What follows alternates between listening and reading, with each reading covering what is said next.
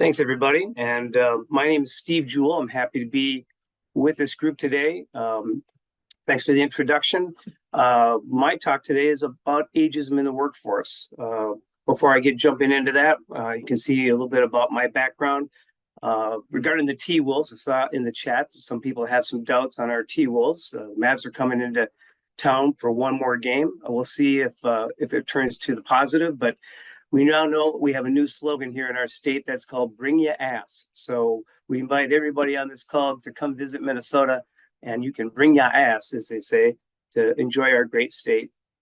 I've been wanting to talk to recruiters for a long time and HR professionals about ageism because it cuts across what we do for a living. As you can see, I've been doing recruiting for quite some time, self-employed in the last 14, 15 years. Mostly doing contract gigs, either 1099, W-2, but fee-based. That's been my career path. Yeah, I'm a little angry. I got some things I want to say to this population. I think recruiters should look in the mirror. I think we're the first ones that could be the interruption for ageism in our workforce, ageism in our recruiting process. The perception, of course, is that older people are angry, confused, suspicious, rigid. So this conversation is going to be more about some stereotyping, myths, misconceptions, and maybe what we can do as professionals to interrupt some of that conversation. Oh, by the way, I once did own a green Torino, Grand Torino. It was green. And by the way, Clint Eastwood will turn 94 on the 31st. So we're going to move through a lot of slides. I'm going to be really diligent to stay close to my 20 minutes. So don't blink because you're going to miss some stuff. I'm going to move pretty quickly. This is a scene from Clockwork Orange. I say this: you can't unsee what we see, and we all see ageism if we pay attention. If we see something, we need to say something. So, Steve, what makes you such a preacher, if you will? My great-grandfather on my father's side was a Methodist traveling minister. He traveled throughout the upper Midwest in the late 1800s. His name was Father Corbett Jewell.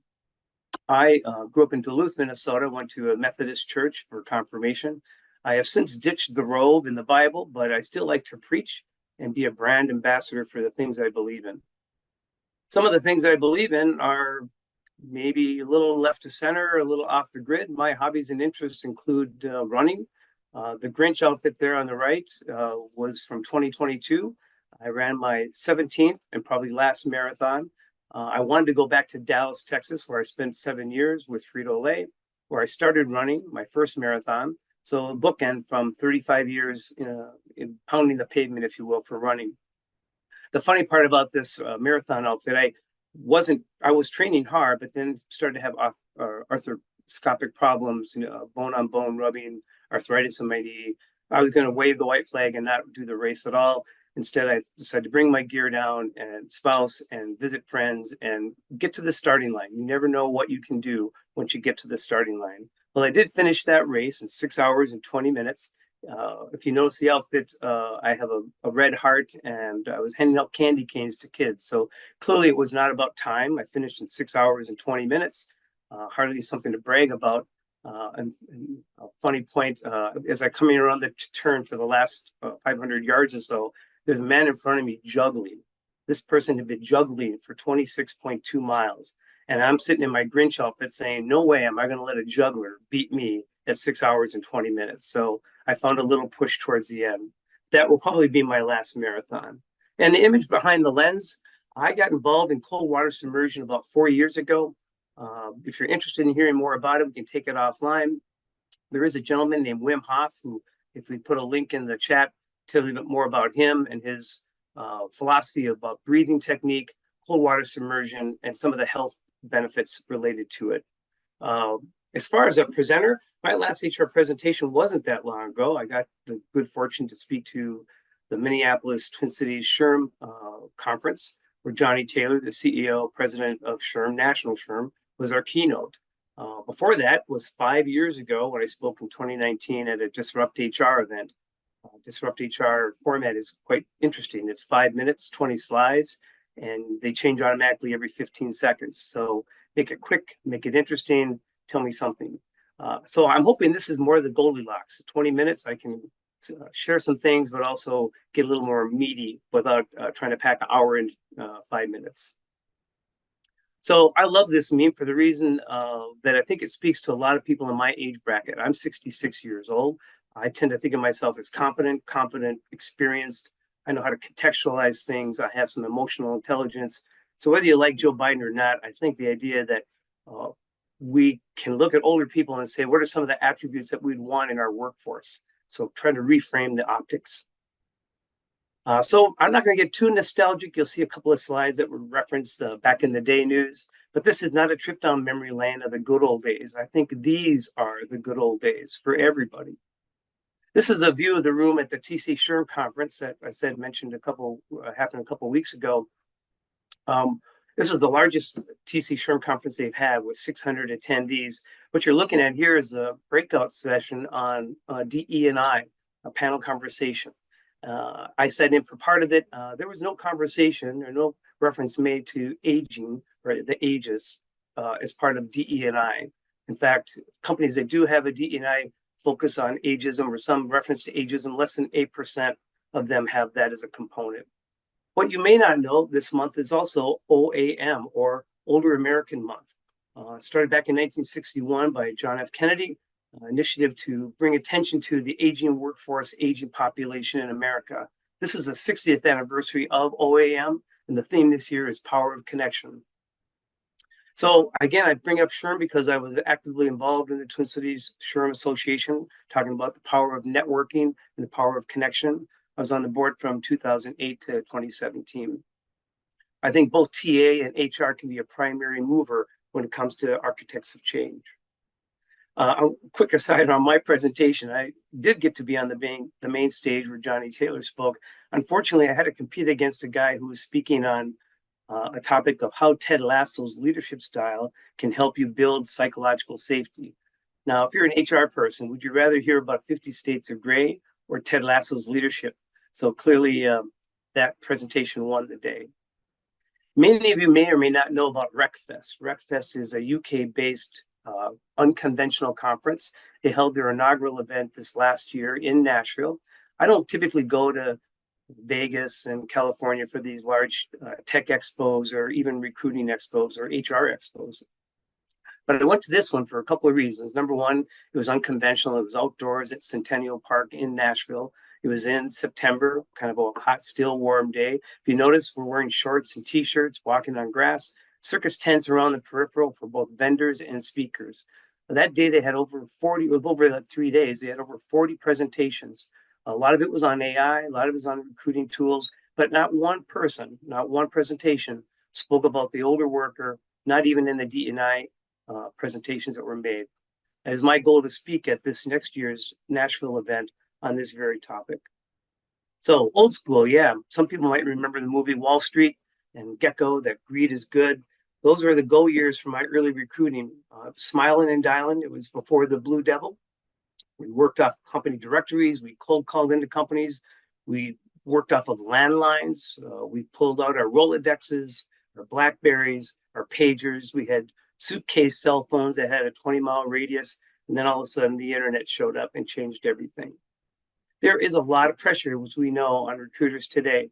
They're under fire, they're under micromanagement, they're constantly being asked, so what is it you do around here? So clearly the value of recruiting has to be done through ROI and case studies. The days of being a scribe and taking notes and just interviewing people isn't sufficient. On this slide, I actually pulled up something from ChatGPT. I asked, give me a top 10 subject matter experts in talent acquisition that are over 60 years and well respected in the industry. Some of the names that it generated will be familiar to some of you: John Sullivan, Lou Adler, John Bordeaux, Josh Burson, William Tincup, a couple others, Jerry Crispin, Mark Seltzner, Glenn Cathy, Chris Dunn. Of course, there was a woman named Elaine Orler. I find it interesting, only one woman's name was surfaced as someone 60 and older and in the talent acquisition space. There was no mention of Steve Levy, sorry, buddy, or Tim Sackett.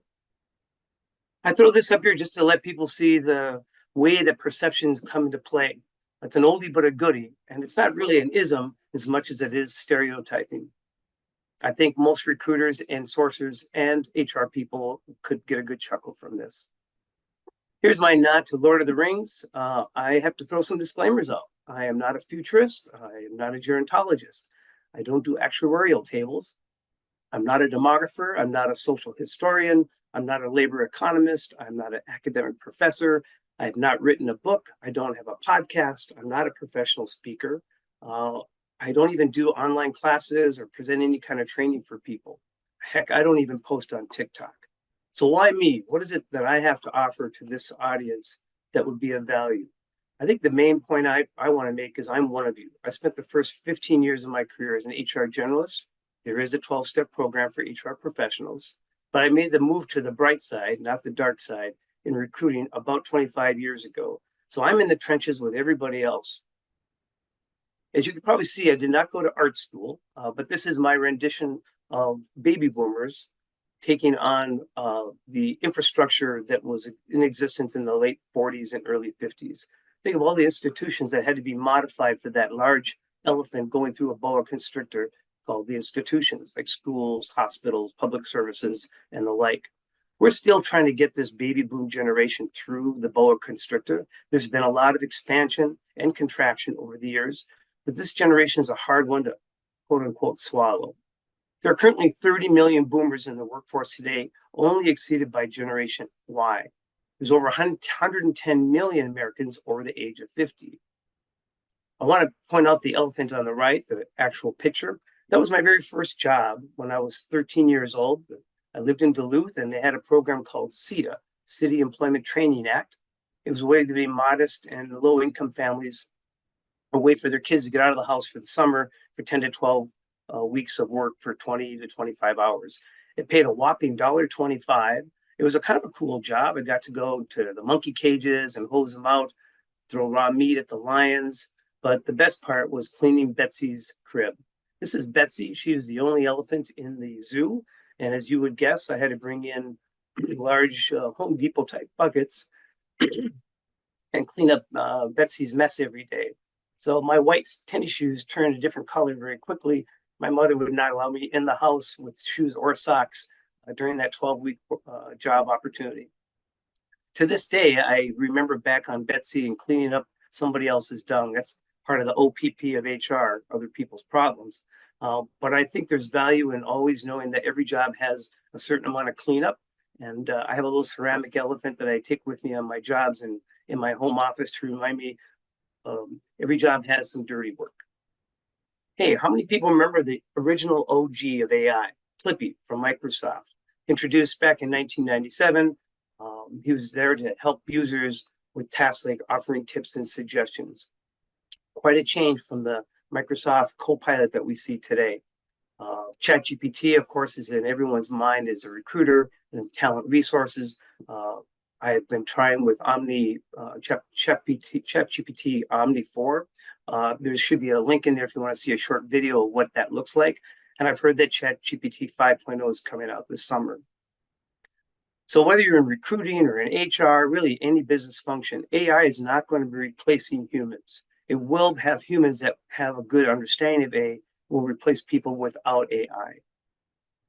So where does that leave recruiters? If you're unemployed or been out of the job market, or the job market's kind of abandoned you, where do you go? What do you do? So this is less about that larger recruiter conversation, more about the aging workforce and the aging applicant pool. But the challenges for all of us is how can we be reskilled, upskilled? What transferable skills can we give to recruiters to help them move on to their what next? So I'm not opposed to technology. I'm not a Luddite. I actually started playing Pong back in 1977 with my Atari kit while I was in college. My favorite game, though, wasn't Pong. It was Asteroids. As a contract recruiter, you can guess jobs, gig work comes and goes. Sometimes it's short term. Sometimes it ends with a little advance notice. But contract work, by definition, does have a sense of insecurity that you have to kind of roll with the punches. When we think about the arc of work and the arc of living, part of what the World Health Organization is asking is, can we redefine the life cycle? Not necessarily the work cycle, but the life cycle. In the historical way of looking at work, we had three boxes: schooling from age 4 to 22, longer if you went on and got an advanced degree, or took a J term off. And then you went to work from 22 to 62 or 65. And then you retired at 65 or until you're croaked or sent away by your loved ones to some nursing home. But if you look at the WHO's organizational view, that 66 to 79 are not retirement necessarily retirement years, but maybe a redefined chapter. So recruiters are under pressure more now than ever to show business value. Screening candidates as a scribe note taker really is no longer enough. We have to ask ourselves, how do we create more value if we want to stay in the recruiting space? Now, I may not know all the lyrics to Under Pressure, but I do know the lyrics to a similar bassline song called Ice Ice Baby. I invite you to look up the Matrix cut on YouTube, Word to Your Mother. So how do you distinguish yourself in a world of Waldos? We have to ask yourself what differentiates you from the pack. So you have to be able to identify your unique skill set, whether you're in your 50s or 60s or at any age group. This, by the way, is my extended family. We have an annual get together in Breezy Point Resort with a different theme every year. So I say networking is one of the best ways for you to get back into the job market or even introduce yourself to people that may not know you. Waiting for job posting ads is not the way most people in their 50s and 60s are going to find work. It's your network, it's your past relationships. In the last 2 weeks, I've been really busy myself. I've gone to Mini Analytics on healthcare. We had a Minnesota Talent and Recruiting Network happy hour, as well as a lunch and learn. There was a cultural cohort put on 2 weeks ago by a group that talked about HR and AI. Leading Edge Human Resource Network. We did a 2.5-hour lunch and learn panel with AI and healthcare and innovation. The TC Sherm Conference. I attended a thing called Social Media Breakfast in Minneapolis. That topic is on LinkedIn and staying human. Paul DeVetney's has got an event coming up on TA leaders. So find what's right for you. Make sure that you're reaching out and getting out in the community. Find new people in addition to seeing people you already know. I know we like to look back to the days of 2021, 22, back when recruiters were the second most commonly posted position behind software developers. Those days are over. So let's jump into ageism. Number one, ageism is the most widely accepted prejudice that we have out there. It's been normalized to the extent that we rarely call it out like we would racism or sexism. There is the Age Discrimination Employment Act of 1967, which has very little teeth. The burden of proof is always on the person making the claim of age discrimination. And enforcement, whether internally through HR or externally through departments like the EEOC, are really hard to enforce. Less than 20% of EEOC claims ever go to resolution. And how does this show up in your larger community, whether it's in your family, your neighborhood, where you work? How in the larger society does ageism show up? So if you were to ask the dude, he would tell you that this is maybe just your opinion, Steve. You don't have the facts to back this up. But I will show you there's evidence that we do have implicit bias and that we do have a way of singling out older people in very unique ways. I think it starts by us having some definitions of what is ageism. We all have prejudice. We're all judging machines. Between stimulus and response, though, there's that gap where we can make choices, make inquiry, and not go into automatic responses.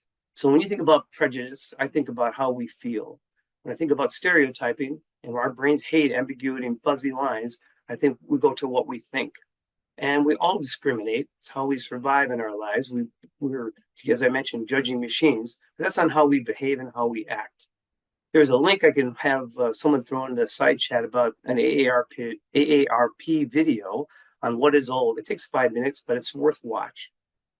Recently, there was a study done by University of Toronto 2020 that found almost half young adults reported experiencing ageism at work, including a lack of respect, incorrect assumptions about their abilities from employers and from colleagues. So again, ageism isn't about old, it's about how we're treated based on our age. Look, time is fleeting, it goes by quickly. Perspective really matters when you think about time. If you ask a 5-year-old what's old, they'll tell you their parents are old. You ask a 30-year-old, they might say someone who's 60. You ask someone who's 90, they'll say anyone who's older than 95. And anyone older than 95 will be anyone older than me is old.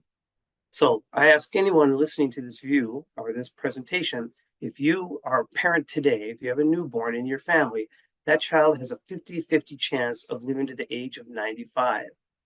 That's a long life. And if you're retiring at 65, what do you do for a third of your life? According to the CDC, leading causes of death, where do you think old age would rank in the top 10? Well, it doesn't. Old age actually ranks number 11 of the leading causes of death. Some other factors that impact your health and your longevity is where you're born. What kind of wealth were you born into? What kind of income level do you live on, either you're inherited or in your own life? Where did you go to school? What kind of level of private or public schooling did you have? What is your healthcare access if you're rural or in state or in an urban environment? In some states in the union, life expectancy can be reduced as much as 10 to 15 years if you have lack or longevity factors are not in your favor. Time ticks for all of us. We don't know when our end date's going to be. And if it did, would it make a difference for you and how you lived your life? So we all remember the movie Sixth Sense with Bruce Willis and how this little boy saw dead people. Well, the movie, of course, was a great movie for Bruce Willis, who's recovering from his own health concerns. But we really don't see old people. We marginalize them, we hide them, we dismiss them, or we simply just ignore them. Well, we ignore them at least until an election season where we're going to have two contenders, 77 and older. Most people, as they age, they don't see that maybe they're being isolated as we might think. This kid actor, by the way, is now 36 years old. As we all know, birth rates around the first world are continuing to yield fewer and fewer babies, which basically is effectively the replacement rate for old and aging out generations. We just don't have enough people for the work that we have. So I ask you in the chat, what's old to you? Put a number out there so everyone can share what they think is old. As I mentioned, we have 30 million boomers in the workforce today, exceeded only by Gen Y. How we feel and how we're perceived are two very different things. I would say one thing to note here is older workers tend to try and fit in and do it in ways that make them look age inappropriate. On the flip side, we often are perceived as more like Gandalf and thou shalt not proceed. A quick stat on Minnesota, those 20 years, 2010 to 2030, those were really large employment booms for the state of Minnesota. Unemployment rate in Minnesota right now is 2.7%. I think it's nationally 3.4%. Unprecedented increase in the age of 65 and older in our state alone. Since 1997, the first year that there were more people in the United States over 50 than under 18. This is an amazing stat in my mind. The largest growing segment of the workforce is the 65 and older, only followed by the next largest group, which is the 70 age group and older. So right now in the state of Minnesota, there are 51 available workers for every 100 jobs. And there's a number of reasons why people are not retiring, and we'll get into a couple of those. But back to the ageism, what we can do is we have to educate ourselves about what is ageism and what is implicit bias. Can we change our own thinking and our own languaging? And can we deliberately seek to engage others from different generations? What are the policies you have in your company? What's your mission statement? What's your code of conduct? How do you even do your job postings such that they aren't age exclusive? There are a number of examples of companies doing things around multi-generational work teams and age inclusive activity. I'll put some of those in the link later. Here's a good version of how Hollywood views multi-generational teams versus the reality. If you look at the picture, that's from the movie The Internship with Owen Wilson and Vince Vaughn. No one in that picture is over 40, and I don't see any women in that picture over 40. Now, the reality picture is a company I worked for called Long-Term Care Group. It was a birthday party, and there are 5 generations in this picture, and I'm the only contract recruiter. There's challenges in 5 generations in one workforce. So let's learn to refute some of the myths and some of the misconceptions. So the great retirement. Everyone thinks that boomers are sitting on a pile of cash. Please get out of the workforce so you can make room for every other generation. But the reality is 52% of the net worth in this country is owned by the top 20%. And even that looks like it's going to be more in the top 10%. $76 trillion is skewed to that top 5-10% of the overall demographic of baby boomers. Most people think that boomers make a lot of money, but 50% of people in the workforce at age 65 gross less than 60,000, and 1 in 4 earn less than 35,000. I'll put it in the chat, some average, medium, top incomes for you to take a look at. People can't retire as much as you think 65-year-olds should want to get out. They haven't saved enough. About a third of all Americans 55 and older have less than $50,000 saved. Fewer and fewer people have pensions, guaranteed income, and very few are fully taking advantage of the 401ks that they have at their disposal. Inflation, as we know, has hurt or taken away some of the buying power of life savings. And some people have been going back to work, not because they want to, but because they have to. Again, 20% of the American population will soon be over the age of 65. And many people, 65 and older, are looking for work. So there's an article that what you can do called the Aging Time Bomb, and I'll put that in the link as well. I think companies can do is do research on your own organization, whether it's through Excel spreadsheets or working with your HRS department. You need to know what your workforce looks like, who's getting close to retirement, who's over 50, who's been in their job 5 years or longer. Start using it as an age-friendly conversation, improving the way we talk about aging, and the way that we communicate both internally as well as externally about our age philosophy. We do sometimes do a disservice to the aging worker or aging person by talking about super seniors that live to be 95, like Dick Van Dyke or Jimmy Carter or Willie Nelson. That's not what most seniors experience. Equally, I don't think having language, clickbait like tsunami, silver tsunami does justice either. It's more like water crashing against the rocks. It's a slow build. We've known for over 40 years this demographic shift is coming, and yet we did very little about it. But now all of a sudden, it's a tsunami. There are some of the classics. We've all heard them. You're still working. You look great for your age. You don't look a day over. It's all about time perspective. When you're 4 years old, you tell people, I'm almost 5. When you're 64, you say, hey, I'm not yet 65, nor am I ready to retire. So there's language that we can all work on, reinforce with our peers, our staff, what we hear.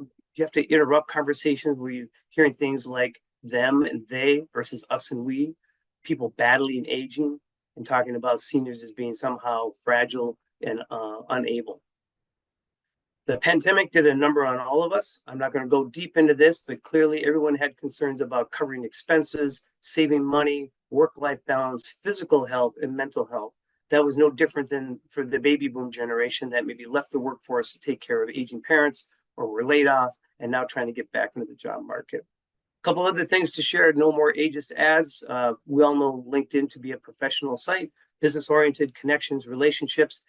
Well, they kind of did, in my mind, a disservice to their audience. They ran these 2 ads back in December of 2023, didn't take them down until almost April of 2024. They were 25, 30-second ads, making these people look like they were incompetent, like they didn't understand how the web worked, that my son works in the cloud, and look how they're dressed, the demeanor. There's a gentleman named Vern Six, who I will put in the chat, recently candidate looking for work at age 58, and got some very abusive language from a recruiter because once he saw him face to face through a chat, said, I can't present you. You look too much like a grandpa. Equally, progressive does a disservice. I call it regressive. Here they want to talk about unbecoming your parents, as if being your parents is such a bad thing. Yes, they are trying to talk about things that make people concerned with anxiety about getting older, losing your sense of individuality. Maybe you've seen this, maybe you haven't. This is an old skit from Saturday Night Live, and put that in the chat as well. Invite you to watch it, about a silver Alexa. Is it funny? Absolutely. But it is business, and the business of business is making money. And the 55 and older consumer is a juggernaut when it comes to what they spend in the economy. $8.3 trillion in 2022. So our Gen X and baby boomers make up a lion's share of the spend in our economy. And we need to be paying attention as businesses, as marketers, as B2B, how to market to that older population that buys cars, buy condos, take vacations, and spend money. So I want to quickly show this World Economic Forum chart just to say these are the skills that are felt to be in great demand. I don't see anything on here that doesn't translate for people 55 and older. I would point out the 38% and the 80%. And this is where I think recruiters can come in and have a bigger statement. And that is, Do we see our managers purposely excluding people under 25 or over a certain age? And if they're openly admitting it, what can we do to interrupt that conversation and bring a wider swath of candidates of all ages to the hiring managers? And that goes for our job descriptions as well. Do you agree with these statements? Maybe this is something you take back to your work teams or to your managers and say, how do we do this? How do we feel about this as a team, as a company? And is this the messaging we want to agree to? So I want to wrap up by saying, I get it. This is a tough job market for recruiters. It can be discouraging, deflating, looking for work. As Mr. Rogers reminded us some time ago, in troubling times, look for the helpers because they are all around us. So you have to first let people know you're looking for help. So again, I say, if you're an employer, look at your policies, look at your languaging, look at your handbook, look at your career site. Ask yourself if it's being age sensitive with the way you present in the marketplace. For job seekers, use things like Career Force locally. Real-time Talent does great work on demographic data for jobs, so you can find out who's hiring in what area. Here locally, a woman named Kate Schaefer runs a group called Osher Lifelong Learning. It's part of the U of M, almost like an encore program for people that want to continue to learn, lifelong learning. Author and market watch person, economist named Chris Farrell has written a book called Purpose in a Paycheck. But more importantly, get out of your house, turn off the Blue Devil, go to events, volunteer, find yourself an accountability buddy, clarify and get focused on what you want to do. If you need to get a life coach, I heard Tim Sackett's offering his services. That's a joke. Tim's not a life coach. But do your homework. Go find the help that you need. Lastly, I just want to share this brief story about not waiting too long. This is a picture of my brother and I when we were 11 and 12 at Christmas time. Note the matching sweaters. With 6 kids, all of us got matching things: sweaters, gloves, socks. But my brother and I enjoyed this football game immensely. We were becoming Viking fans back in 1968. My brother worked for the U.S. Postal Service for 40 years. He was not much of a planner. And when I asked him in early 2022, when does he plan to retire? And he said, well, maybe December of that year, but I will cross that bridge when I get there. He never got there. My brother had a massive heart attack and died in March of 2022 at the age of 64. He did not get one penny of that 40-year pension he had earned, nor did he get any vacation time or retirement time. I'm not here to say people need to retire at any particular time. Retirement should be a choice and not forced upon us. Retirement by itself isn't the only goal. The goal is having a active, full life so that you can work later if that's your choice. Lastly, I'm not sure for me what's next, if I'm going to retire soon or not. I know where the retirement jersey is, but I may not hang it up for a couple more years. It's really up to me. So last, set goals, get feedback, do your honest assessments, get clear about what you want, what you're good at and what you want to do. Ask for help, seek new points of view, new ideas. Don't let the old man or old woman in. There's a Toby Keith song. I'm going to hope that it gets posted in the chat for you to listen to later. And then lastly, back to the boa constrictor and elephant. Institutions need to change, not just for me. It needs to change for people in their 50s and their 40s so that they can have the kind of last chapters of life that they want. 83% of Americans 65 and older say that feeling useful is more important than making them feel youthful. So with that, optimism is everything. If you have a choice between being optimistic or not, I'd say, why not choose optimism? Living longer is not the only goal. Living a good lifespan with good health should be that goal.